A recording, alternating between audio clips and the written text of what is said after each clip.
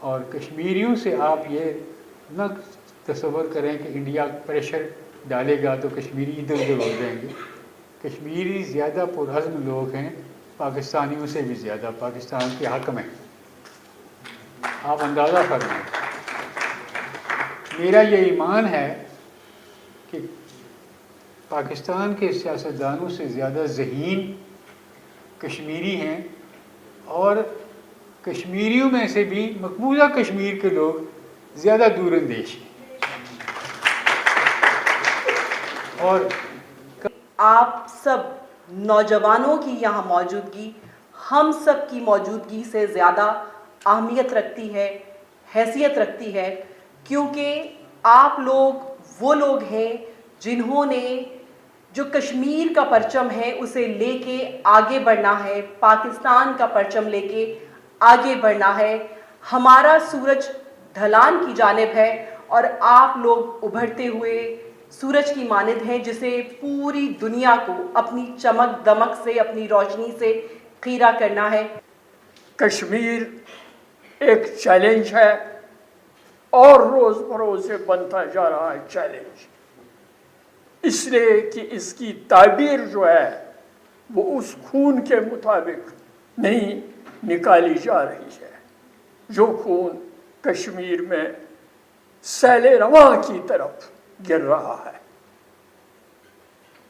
روزانہ کشمیری عوام تکبیر کا نعرہ بلند کرتے ہیں، روزانہ کشمیری عوام شہید ہوتے جا رہے ہیں. لہذا اب یہ ساری دنیا جانتی ہے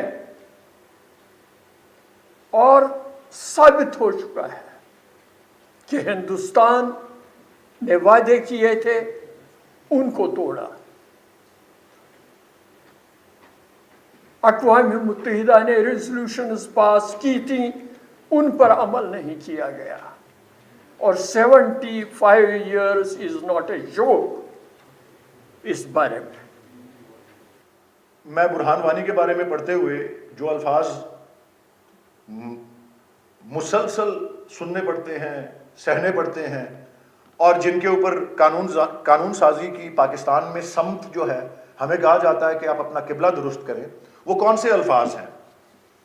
وہ ہیں excessive use of force, arbitrary detentions, torture, enforced disappearances and extrajudicial killings.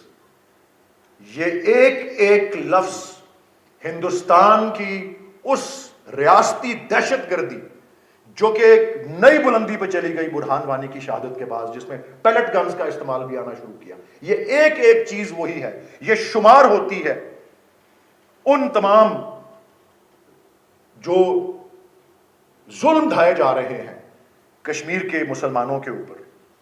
Because اگر کاز دیکھی جائے، چاہے لائن آف کنٹرول کے پرلی طرف ہے یا اس طرف ہے، کاز ایک ہی ہے، اور جو شہادتیں ہیں وہ آئی وڈ سے کہ بالکل ان ٹرمز آف ڈیٹس جو ہے آگے پیچھے ہیں.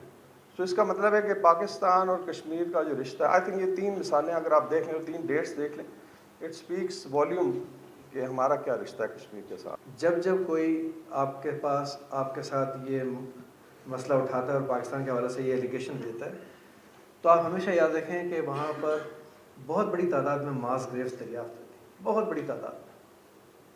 اور یہ ماس گریوز جو ہیں انٹرنیشنل پیپلز ٹرائبونل جو کہ ایک لوکل NGO ہے، انہوں نے یہ ایفرٹ کی تھی.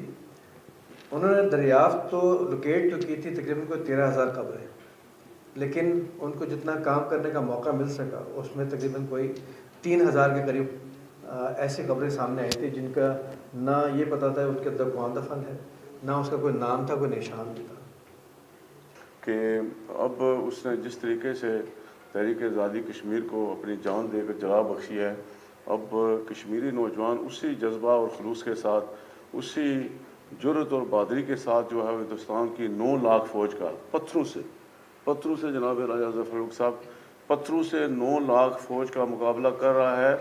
اور جب شہید ہوتا ہے تو پاکستان سے کے قومی پرچم میں جو ہے وہ دفن ہونا پسند کرتا ہے. وہ پہلے وصیت کرتے ہیں کہ اگر میں شہید ہو گیا تو مجھے یہ ہے وہ لازوال محبت ममलकत खुदा दाद पाकिस्तान के साथ कश्मीरियों की।